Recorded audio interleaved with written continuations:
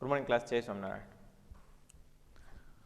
ધોરણ 11 commerce unit number 1 part 2 જય સરદાર school ગોંડલથી આપનું હાર્દિક સ્વાગત છે. બરાબર, આજે આપણે પ્રશ્ન નંબર 1 બરાબર એમાં part 2 unit number 2 sorry unit number 1 નહીં પણ 2 બરાબર એક તો આપણે કમ્પ્લીટ કરી ચૂક્યા છીએ. બરાબર, યુનિટ નંબર 2 ધોરણ 11 કોમર્સ જેની અંદર આપણે પ્રશ્ન નંબર 1 જેમાં વિભાગ નંબર 1 પૂર્ણ કરેલ છે, વિભાગ નંબર 2 બરાબર એટલે પાર્ટ 2. પ્રશ્ન આપણો એનો એ જ છે, યાદ રાખજો, વીમો એટલે શું ને તેના સિદ્ધાંતો જણાવો. બરાબર મિત્રો, ખાસ યાદ રાખજો, વીમો એટલે શું અને તેના સિદ્ધાંતો સમજાવો. બરાબર, જેમાં આપણે એક સિદ્ધાંત છે એ કમ્પ્લીટ કરી ચૂક્યા હતા. બરાબર ને, વીમાના સિદ્ધાંતો છે એમાં એક મુદ્દો આપણે લખી લેતો હતો, વીમા યોગ્ય હિતનો સિદ્ધાંત. 2 મિનિટ માટે ફરીવાર તમને રિવિઝન કરાવી દઉં છું. બરાબર, વીમા યોગ્ય હિતનો સિદ્ધાંત કે કોઈ પણ વીમાધારકને પોતાની વસ્તુમાં આર્થિક હિત હોવું જોઈએ, જેને શું કહેવાય? વીમા યોગ્ય હિતનો સિદ્ધાંત. બીજું, દાખલા તરીકે કોઈ પણ ઉત્પાદિત થયેલી વસ્તુ છે અથવા તો પોતાની વસ્તુ છે, ભલે પોતાની 4 વ્હીલ હોય તો પોતાની 4 વ્હીલમાં પોતાનું આર્થિક હિત હોવું જોઈએ. જેમ કે મકાન માલિક છે અને પોતાના મકાનમાં હિત હોય પણ ભાડુઆતને હિત હોતું નથી.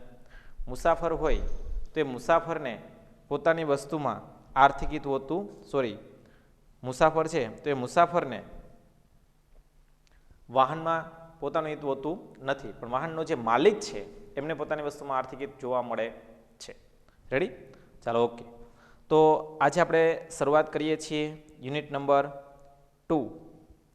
બરાબર, યુનિટ નંબર 2 જેમાં પ્રશ્ન નંબર 1 પાર્ટ 2. રેડી? ફરીવાર પ્રશ્ન તમને લખાવું છું અહીંયા, વીમો એટલે શું તેના સિદ્ધાંતો જણાવો. વીમાના સિદ્ધાંતો. બરાબર,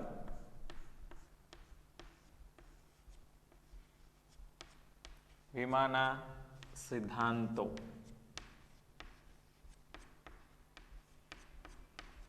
ટોટલ 4 સિદ્ધાંતો છે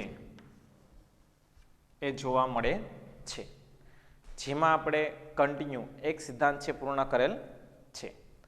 હવે વાત કરીએ સિદ્ધાંત નંબર 2. બરાબર, સંપૂર્ણ ભરોસાનો સિદ્ધાંત. સંપૂર્ણ ભરોસાનો સિદ્ધાંત.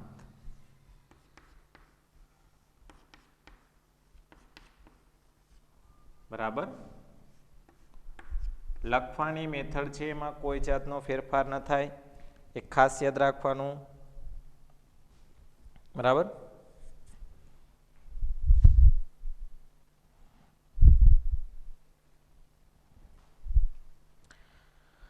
બંને પક્ષકારો એટલે કે વીમાધારક અને વીમા કંપની બંને પક્ષકારો એટલે કે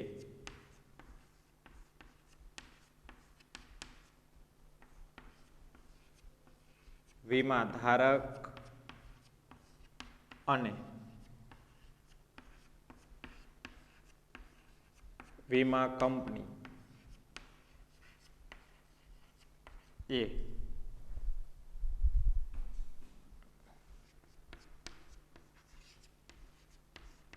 કોઈ પણ પ્રકારની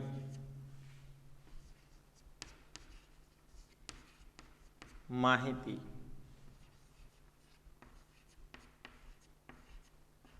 છુપાવવી જોઈએ નહીં, જેને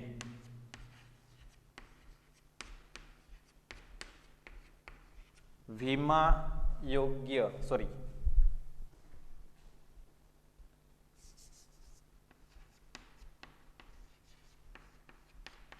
સંપૂર્ણ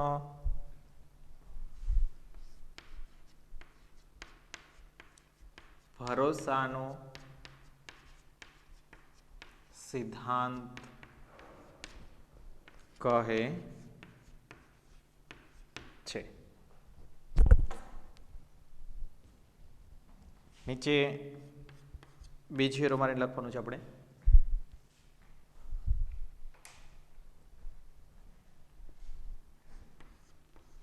વીમાનો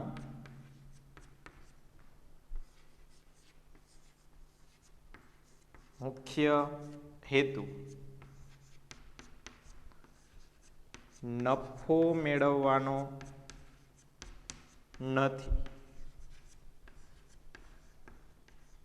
પરંતુ તેની સામે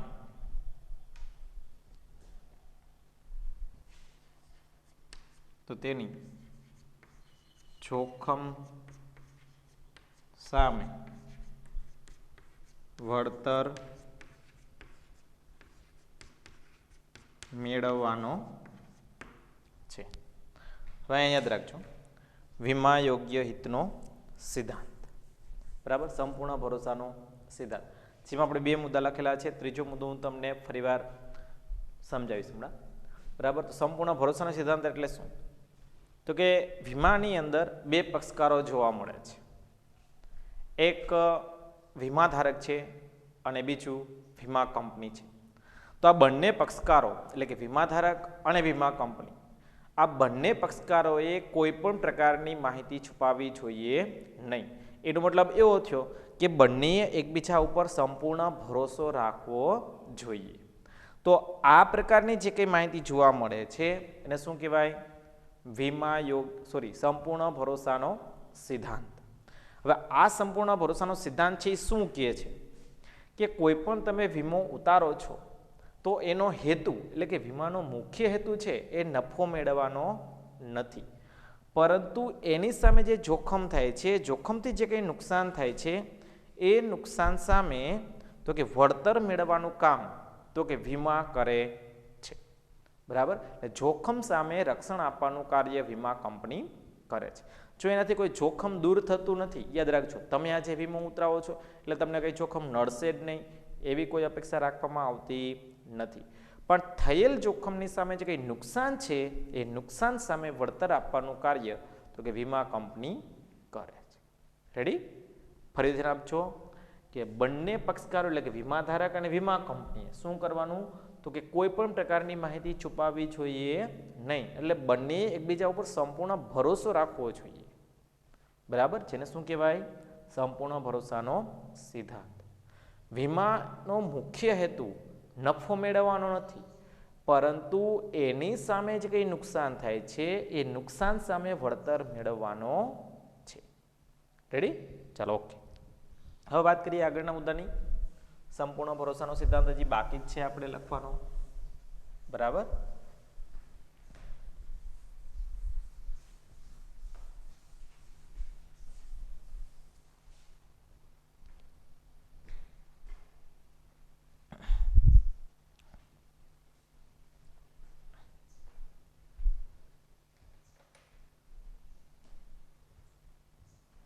ત્રીજો હેરો મારીને લખીએ છીએ આપણે.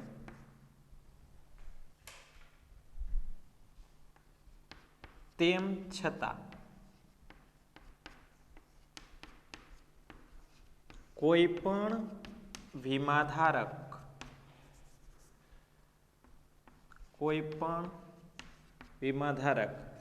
જો માહિતી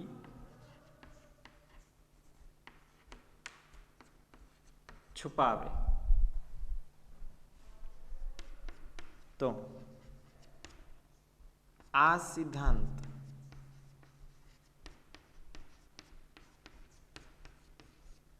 લાગુ પડતો નથી, તેમજ વીમા પ્રીમિયમ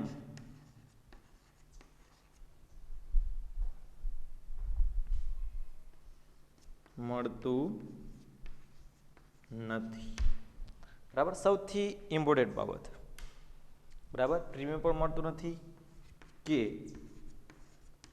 વળતર પણ મળતું નથી. કયા સિદ્ધાંતની અંદર? તો કે સંપૂર્ણ ભરોસાના સિદ્ધાંતમાં. તો કે સંપૂર્ણ ભરોસાના સિદ્ધાંતની અંદર શું કીધું આપણે પહેલા? કે કોઈ પણ પક્ષકાર હોય, વીમા ધારક હોય તો એ ભલે, વીમા કંપની હોય તો પણ ભલે, આ બંને પક્ષકારે શું કરવાનું છે? તો કે બંને એકબીજાની સંપૂર્ણ માહિતી આપી દેવાની છે. વીમા કંપની જે પૂછે એની સાચી માહિતી આપવાની છે. વીમા ધારક વીમા કંપનીને પૂછે તો વીમા કંપનીએ પણ સાચી માહિતી આપવાની છે. એટલે બંને પક્ષકારોએ જે કંઈ માહિતી આપવાની થાય છે એ એકદમ સંપૂર્ણ સાચી માહિતી આપવાની રહે છે, જેને શું કહેવાય? સંપૂર્ણ ભરોસાનો સિદ્ધાંત. તો કોઈ પણ વ્યક્તિ જે વીમો ઉતરાવે છે તો એનાથી વીમાથી કોઈ જોખમ દૂર થતું નથી, પણ જોખમની સામે જે કોઈ નુકસાન થાય છે એ નુકસાન સામે વળતર મેળવી શકાય છે. આ સાથે જો કોઈ પણ પક્ષકાર હોય, એ પક્ષકાર એટલે કે વીમા ધારક કે કોઈ બીજો પક્ષકાર માહિતી છુપાવે, એટલે કે માહિતી ખોટી આપે અથવા તો આપે જ નહીં, તો આ સિદ્ધાંત એટલે કે સંપૂર્ણ ભરોસાનો સિદ્ધાંત લાગુ પડતો નથી. બીજું, એ ઉપરાંત કોઈ નુકસાન થાય તો એને વળતર પણ મળતું નથી. જો વીમા કંપની કોઈ પણ માહિતી છુપાવશે તો વીમા કંપનીને પ્રીમિયમ મળતું નથી. બરાબર? એટલે સંપૂર્ણ ભરોસાનો સિદ્ધાંત કે જેમાં બંને પક્ષકારોએ સંપૂર્ણ માહિતી આપવી જોઈએ. રેડી? ચાલો, ઓકે. મુદ્દા નંબર 3ની વાત કરીએ આપણે. એમાં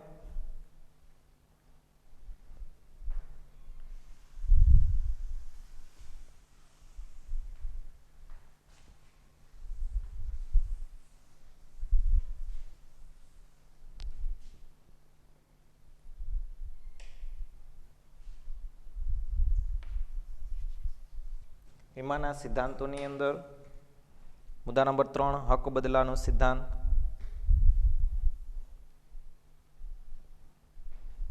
બરાબર? મુદ્દા નંબર 3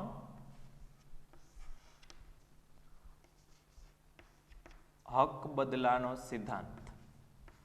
હક બદલાનો સિદ્ધાંત. બરાબર?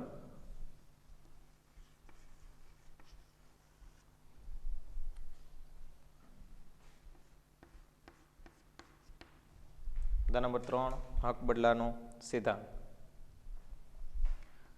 કોઈ પણ વસ્તુ નાશ પામે ત્યારે વળતર ચૂકવાઈ ગયા બાદ એ વસ્તુની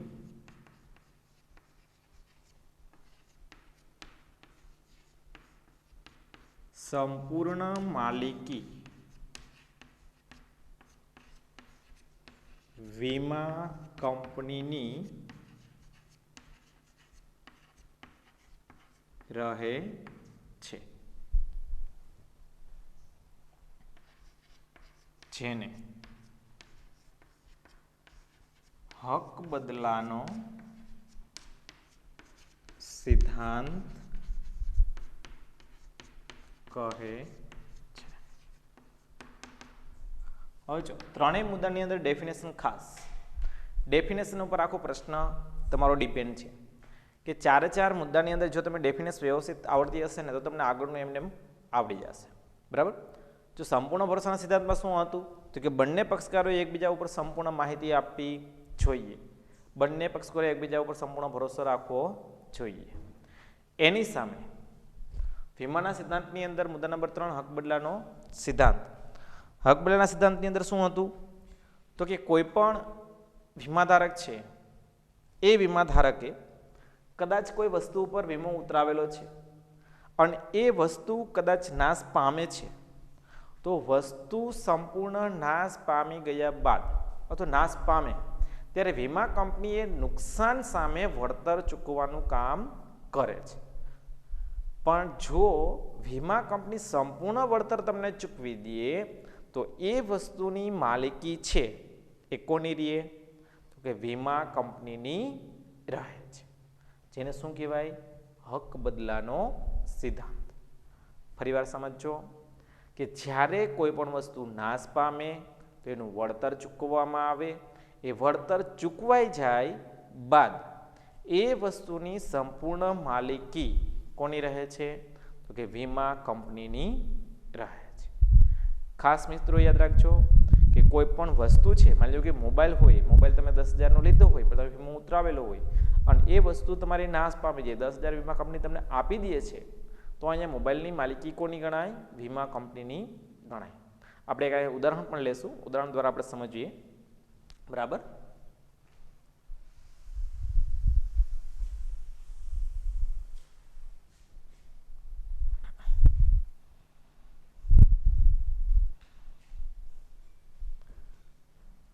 એરો મારીને લખવાનું છે. દાખલા તરીકે વિકાસભાઈની બાઇક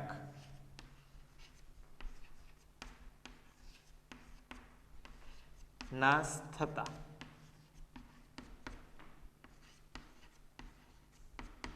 વીમા કંપની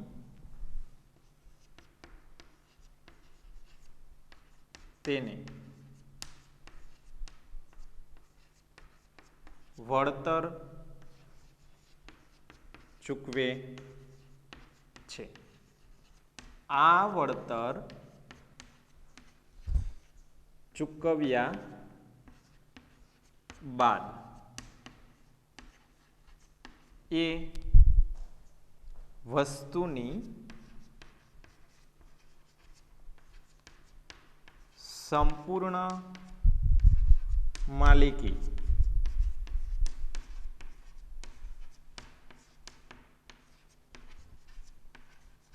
વીમા કંપનીની રહે છે. રેડી? હવે ખાસ રાખજો, આપણે અહીંયા ઉદાહરણ લીધું છે કે વિકાસભાઈએ છે એને એક બાઇક લીધી, બાઇકની કિંમત અનુસાર એને વીમો પણ ઉતરાવ્યો અને અચાનક બને છે એવું કે એ બાઇકનું એક્સિડન્ટ થયું અને બાઇક છે એ નાશ થઈ ગઈ. તો વીમો ઉતરાવેલો હતો, તો એ અનુસાર વીમા કંપનીએ શું કર્યું? તો કે બાઇકની જે કંઈ રકમ હતી, વીમાધારકની જે રકમ હતી એટલી રકમ એને ચૂકવી દીધી. સંપૂર્ણ રકમ ચૂકવાઈ ગઈ.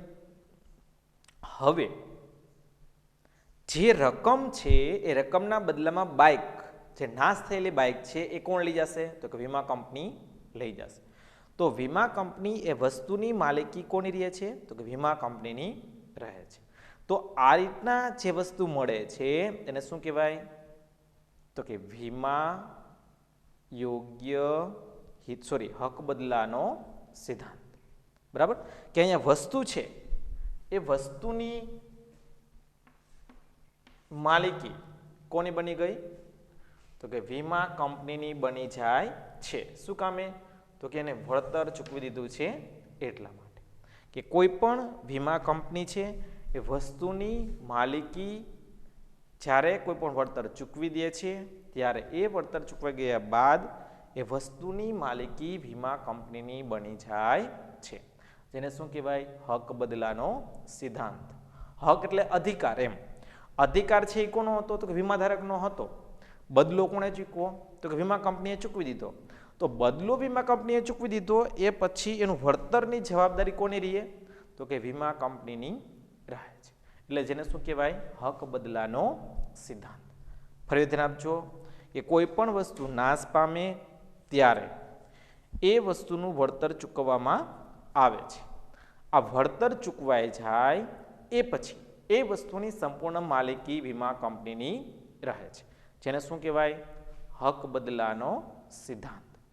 દાખલા તરીકે વાત કરીએ કે વિકાસભાઈની બાઇક છે એ નાશ થઈ ગઈ, તો વીમા કંપનીએ એને વળતર ચૂકવું. તો આ વળતર ચૂકવી દીધા બાદ સંપૂર્ણ માલિકી હક કોની રહે છે? તો કે વીમા કંપનીની રહે છે. જેને શું કહેવાય? હક બદલાનો સિદ્ધાંત. રેડી? આગળ એક મુદ્દો બાકી છે, આપણે જોઈએ. તો કે હક બદલાનો સિદ્ધાંત છે એ હક બદલાનો સિદ્ધાંત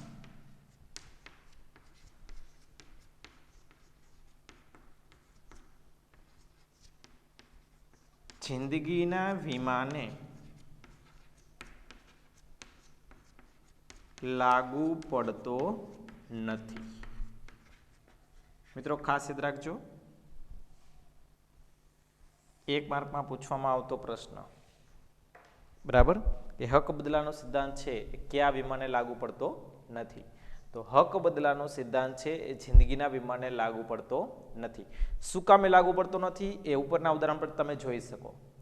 વિકાસભાઈએ કેનો વીમો ઉતરાવેલો હતો? તો કે બાઇકનો. નાશ થઈ ગઈ, વીમા કંપનીએ વળતર ચૂકવી દીધું, તો વીમા કંપનીને શું મળ્યું? બાઇક મળ્યું. વીમાધારકને શું મળ્યું? વળતર સ્વરૂપે નાણાં મળ્યા. સેમ કન્ડિશન અહીંયા જુઓ, જિંદગીનો વીમો કે જેમાં વિકાસભાઈ છે જિંદગીનો વીમો ઉતરાવેલો હોય, એક્ઝામ્પલ તરીકે વાત કરીએ, વિકાસભાઈ એક્સપાયર થઈ જાય તો વીમા કંપની વળતર ચૂકવવા માટે તૈયાર થાય છે. જિંદગીનો વીમો ઉતારેલો હતો, વીમા કંપની 1 લાખ 2 લાખ 5 લાખ જે કંઈ નક્કી કરેલું હોય એ વળતર એમને ચૂકવવાનો પ્રયત્ન કરે છે, પણ વિકાસભાઈની બોડી કઈ વીમા કંપની લઈ જશે? જેમાં એ બાઇક નાશ થઈ ગયું, બાઇક માટે જે વળતર ચૂકવાઈ ગયું, પછી બાઇક કોણ લઈ ગયું? વીમા કંપની.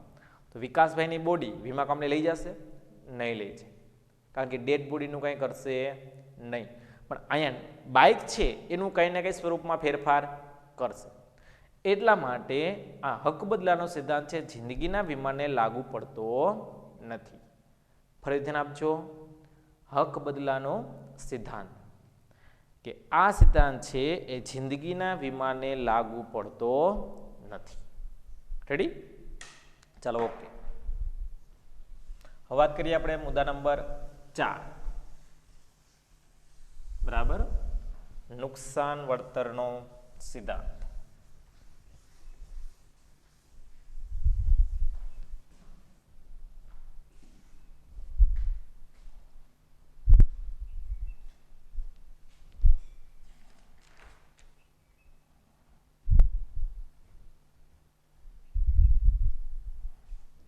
બરાબર, મુદ્દા નંબર 4,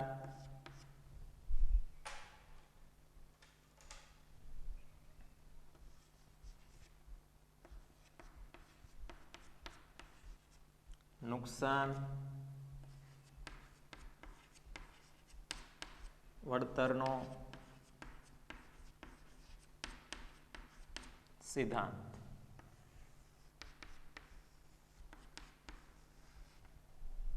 હવે જુઓ, ઉપરનો જે મુદ્દો છે ને એ મુદ્દો વાંચો એટલે તમને ઓટોમેટિક ડેફિનેશન ખ્યાલ આવી છે. જેમ કે અહીંયા કીધું છે શું? તો કે નુકસાન વળતરનો સિદ્ધાંત. નુકસાન થાય એની સામે શું મળવું જોઈએ? તો કે વળતર મળવું જોઈએ, જેને શું કહેવાય?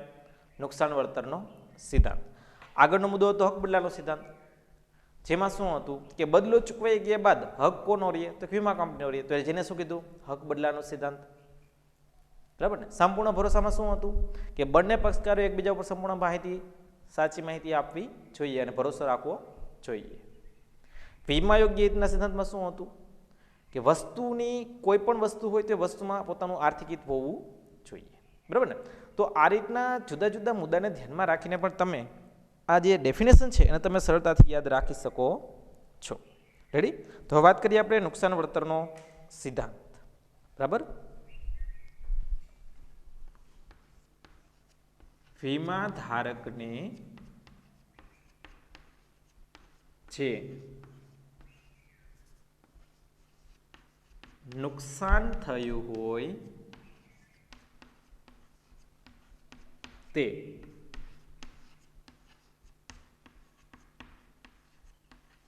વીમા કંપની ચૂકવવા તૈયાર રહે છે, જેને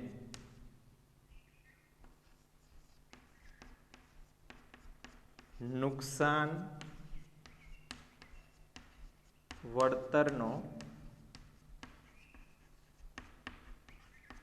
સિદ્ધાંત કહે છે.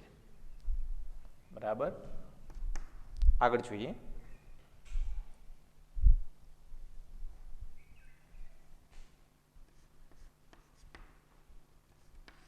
વીમા કરાર અનુસાર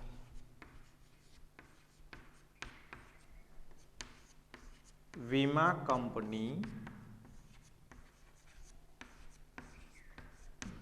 વળતર ચૂકવવા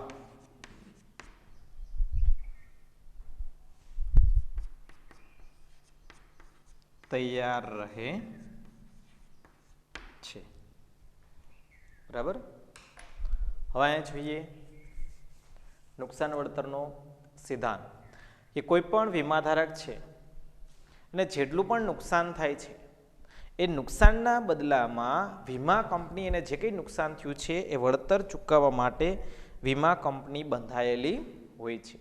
એટલે વીમાધારકને જે કંઈ નુકસાન થાય છે એ નુકસાન વીમા કંપની આપવા તૈયાર રહે છે. તો આજે નુકસાન આપવા તૈયાર રહે છે એને શું કહેવાય? નુકસાન વળતરનો સિદ્ધાંત. તો વીમા કંપની શું કામ વળતર આપવા ચૂકવવા માટે તૈયાર રહે છે? કારણ કે વીમાધારકે શું ભરેલા છે? તો કે પ્રીમિયમ ભરેલા છે. એ અપેક્ષા કે ભવિષ્યમાં કદાચ નુકસાન થાય તો વીમા કંપની એને વળતર ચૂકવી શકે. તો એ પ્રીમિયમની અપેક્ષાની અંદર જ વળતર ચૂકવવામાં આવે છે. એટલે વીમાધારકને જે કંઈ પણ નુકસાન થાય છે એ નુકસાન ચૂકવવાની જવાબદારી, એટલે મીન્સ કે એના બદલામાં વળતર ચૂકવવાની જવાબદારી કોની રહે? તો કે વીમા કંપનીની રહે છે. જેને શું કહેવાય? નુકસાન વળતરનો સિદ્ધાંત. અને વીમાધારક અને વીમા કંપની બંને વચ્ચે એક પ્રકારનો કરાર તૈયાર થાય છે. બરાબર ને? કરાર. આપણે આગળ વાત કરીએ તો વીમાનો લેખિત કરાર, જેને શું કહેવાય? વીમા પોલિસી. મેં તમને ત્યારે પણ કીધું હતું કે 1 માર્કમાં પૂછવામાં આવતો પ્રશ્ન ખાસ યાદ રાખજો કે વીમાના લેખિત કરારને શું કહેવામાં આવે છે? તો વીમાના લેખિત કરારને વીમા પોલિસી તરીકે ઓળખવામાં આવે છે. તો એ મુજબ કે વીમા કરાર અનુસાર વીમા કંપની છે વળતર ચૂકવવા બંધાયેલી છે. કે કોઈ પણ વીમાધારકે જ્યારે કોઈ પણ નુકસાન થાય છે તો નુકસાન અંગેની સંપૂર્ણ જવાબદારી વીમા કંપનીની રહે છે. અને એ નક્કી કરેલી રકમની મર્યાદામાં વીમા કંપની વળતર આપવા બંધાયેલી રહે છે. જેને શું કહેવાય? નુકસાન વળતરનો સિદ્ધાંત. રેડી? ફરીવાર સમજજો કે કોઈ પણ વીમાધારકને જે નુકસાન થયું હોય તે નુકસાન અંગે વળતર આપવાની જવાબદારી વીમા કંપનીની રહે છે. જેને શું કહેવાય? નુકસાન વળતરનો સિદ્ધાંત. તો ભૂતકાળની અંદર વીમાધારક અને વીમા કંપની બંને વચ્ચે એક પ્રકારનો શું થયો હતો? તો કે કરાર થયો હતો. એ કરાર મુજબ વીમા કંપની છે એ વળતર આપવા માટે બંધાયેલી રહે છે. બરાબર. હવે આપણે એક ઉદાહરણ જોઈએ કે દાખલા તરીકે વીમાધારકને 3 લાખનો વીમો ઉતરાવેલ હોય અને જો એમને નુકસાન થાય તો વીમા કંપની એટલું નુકસાન સામે વળતર આપવા તૈયાર રહે છે. બરાબર. આપણે એક ઉદાહરણ સહિત સમજીએ અહીંયા.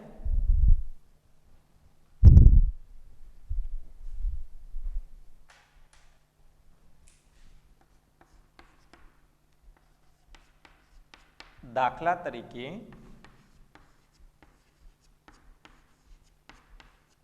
વીમાધારકે 3 લાખનો વીમો ઉતરાવેલ હોય. કેટલા લાખનો વીમો ઉતરાવેલ છે? 3 લાખ. અને જો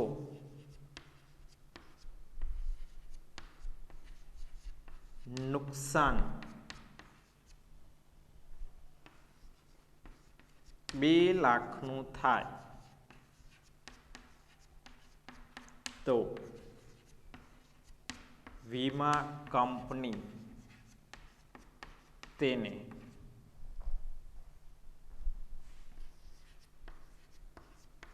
થયેલ નુકસાન આપવા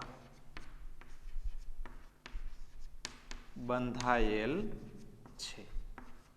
થયેલ નુકસાન આપવા બંધાયેલ છે. બરાબર. આપણને પ્રશ્ન એમ થાય કે ભાઈ નુકસાન એને 2 લાખનું છે, વીમો તેને 3 લાખનો ઉતરાવેલો હતો, તો અહીંયા નુકસાન સામે જેટલું વળતર આપશે એમ કેમ? બરાબર. હવે અહીંયા સમજો. આપણે 4 સિદ્ધાંતો જોઈ ગયા હતા. એમાં એક હતો હક બદલાનો સિદ્ધાંત. બરાબર ને? કે જો વીમા કંપની તમને સંપૂર્ણ રકમ ચૂકવી દે, સંપૂર્ણ રકમ એટલે કેટલી રકમ હતી? 3 લાખ. તો વસ્તુની માલિકી કોની થાય?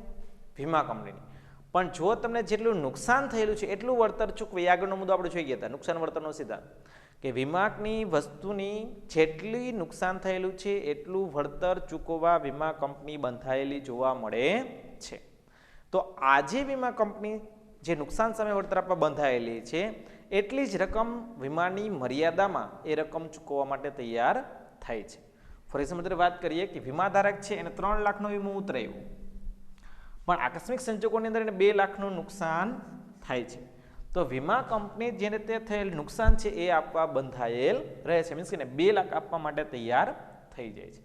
જો એ વીમા કંપની તમને 3 લાખ રૂપિયા આપશે તો એનો મતલબ એવો થાય કે વસ્તુની માલિકી કોની થઈ જશે? હવે તો કે વીમા કંપનીની થશે. પણ જો તમને 2 લાખનું જ નુકસાન થયું છે તો એના બદલામાં વીમા કંપની તમને એટલા રૂપિયા આપશે, પણ માલિકી છે એ વીમા કંપનીની રહેતી નથી, એ વીમા ધારકની જ રહે છે. રેડી? તો આ હતો નુકસાન વળતરનો સિદ્ધાંત. ફરી વાર ધ્યાન આપજો, વીમો એટલે શું અને તેના સિદ્ધાંતો સમજાવો. બરાબર? તો વીમો છે એ 2 પક્ષકાર વચ્ચેનો એવો લેખિત કરાર છે કે જેમાં થયેલ નુકસાન સામે વીમા કંપની નક્કી કરેલ રકમની મર્યાદામાં એ નુકસાન સામે વળતર આપવા બંધાયેલી રહે છે. વીમાનો જે લેખિત કરાર છે એ લેખિત કરારને વીમા પોલિસી કહેવામાં આવે છે. ટોટલ વીમાના 4 સિદ્ધાંતો જોવા મળે છે, જેનું સૂત્ર શું હતું? તો કે 20 એની પહેલા મેં તમને બે લીટી લખાવેલી હતી કે વીમાથી કોઈ પણ પ્રકારનું નુકસાન છે, કોઈ પણ જોખમ છે દૂર થતું નથી, પણ જોખમ સામે રક્ષણ મળી શકે છે. તો વીમાના કેટલા સિદ્ધાંતો જોવા મળે છે? તો કે ટોટલ 4 સિદ્ધાંતો જોવા મળે છે. વીમા યોગ્ય હિતનો સિદ્ધાંત, સંપૂર્ણ ભરોસાનો સિદ્ધાંત, નુકસાન વળતરનો સિદ્ધાંત, બરાબર, અને હક બદલાનો સિદ્ધાંત. કેટલા સિદ્ધાંતો જોવા મળે છે? 4 સિદ્ધાંતો. બરાબર, જેમાં આપણે પાર્ટ 1 ની અંદર એક સિદ્ધાંતની સમજૂતી સાથે પૂર્ણ કરેલ હતું અને પાર્ટ 2 ની અંદર 3 સિદ્ધાંતો સાથે અહીંયા આપણે પીરિયડ છે એ પૂર્ણ કરીએ છીએ. રેડી? એટલે વીમા કંપની દ્વારા જોવા મળતા 4 સિદ્ધાંતો જોવા મળે છે. બરાબર, ફરીવાર રિપીટ કરી દઉં છું. 4 સિદ્ધાંતો. પહેલું વીમા યોગ્ય હિતનો સિદ્ધાંત, સંપૂર્ણ ભરોસાનો સિદ્ધાંત, હક બદલાનો સિદ્ધાંત અને નુકસાન વળતરનો સિદ્ધાંત. રેડી? બરાબર, તો વીમાના સિદ્ધાંતો ક્વેશ્ચન નંબર 1 પાર્ટ 2 અહીંયા કમ્પ્લીટ કરીએ છીએ. નેક્સ્ટ પીરિયડ માટે ઓલ ધ બેસ્ટ. જય સ્વામિનારાયણ.